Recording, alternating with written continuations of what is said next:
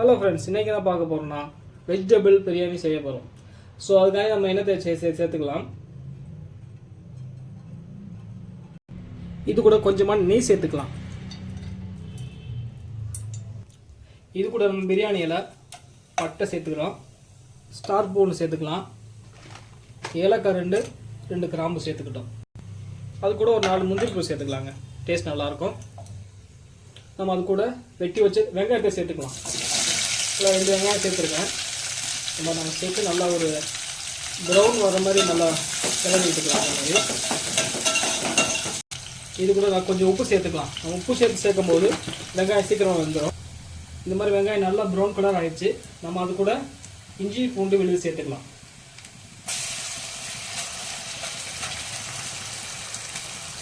இஞ்சி பூண்டு விழுது நல்லா பச்சை வாசம் போகிற அளவுக்கு நல்லா அந்த மாதிரி கிளறி எடுத்துக்கலாம்.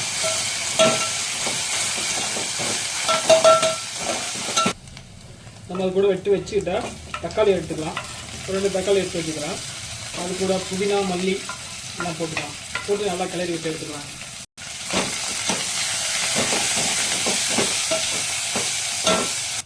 இது கூட 2 ஸ்பூன் பிரியாணி மசாலா சேர்த்துக்கலாம்.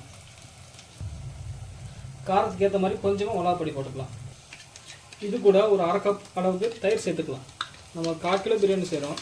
ஸோ நான் 1/2 கப் தயிர் போதும். தெரியும் உங்களுக்கு, நல்ல ஒரு பேஸ்ட் அளவுக்கு வந்துடுச்சு.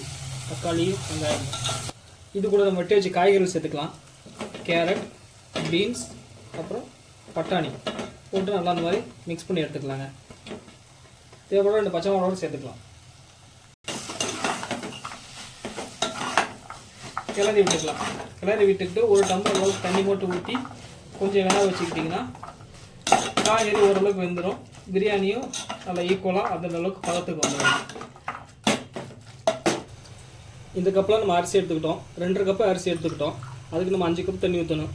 ஒரு டம்ளர் ஆல்ரெடி ஊற்றியாச்சு. ஸோ 4 கப் தண்ணி ஊற்றிக்கலாம். அந்த மாதிரி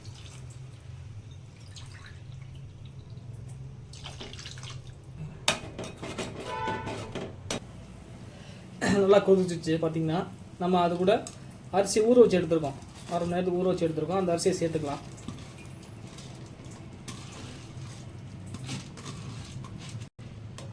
பார்த்திங்கன்னா அரிசியை போட்டாச்சு.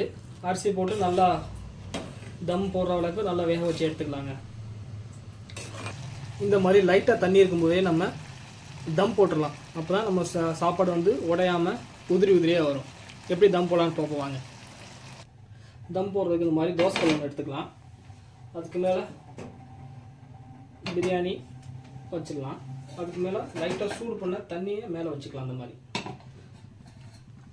வச்சுட்டு நல்லா ஒரு 10-15 நிமிஷம் தம் போட விட்டு கடைசியாக இறக்கிட வேண்டியதாங்க. தம் போட்டு கரெக்டாக ஒரு 10 நிமிஷம் ஆச்சு. வாங்க ஓப்பன் பண்ணி பார்க்கலாம் எப்படி ரெடியாக இருக்குன்ட்டு. வாவ், செம்மையாக இருக்குது. சாப்பாடு பாருங்கள், சூப்பராக வந்துருக்கு பாருங்கள். ஒவ்வொன்றும் ரைஸ் வேறு லெவலில் வந்துருக்கு. இந்த மாதிரி சாப்பாடு உடையாமல் இந்த மாதிரி கிண்டி விட்டுட்டு திருப்பி ஒரு 5 நிமிஷத்துக்கு தம் போட்டுக்கலாம்.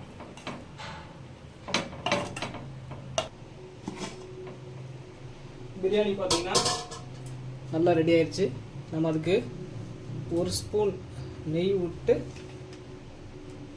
தம்மை பிரித்து சாப்பிட வேண்டியதுதான். சுவையான வெஜிடபிள் பிரியாணி ரெடி. வாங்க எப்படி இருக்குன்னு பார்ப்போம். பார்த்தீங்களா ஃப்ரெண்ட்ஸ், சாப்பாடு போய் ஒவ்வொன்றும் தனித்தனியாக இருக்குது பாருங்கள். இந்த மாதிரி சாப்பிட்டு பார்க்கும்போது சூப்பராக இருக்கும். இந்த மாதிரி வீட்டில் செஞ்சு பாருங்கள், ஈஸியாக முடிஞ்சிடும். வாங்க டேஸ்ட் பண்ணி பார்ப்போம். வாவ், சூப்பராக இருக்குது, வேறு லெவலில் இருக்குது. நீங்கள் இந்த மாதிரி வீட்டில் செஞ்சு பாருங்கள், நல்லா இருக்குது. உண்மையிலும் நல்லா இருக்குங்க.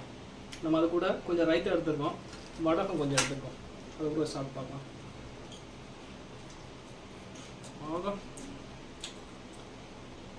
உண்மையிலே நல்லாயிருக்கு. செஞ்சு பாருங்கள் வீட்டில், நல்லாயிருக்கும். பாய், see you. நம்ம சேனல் உங்களுக்கு பிடிச்சிருந்தா சப்ஸ்கிரைப் பண்ணுங்கள், லைக் பண்ணுங்கள், கமெண்ட் பண்ணுங்கள். Thank you so much.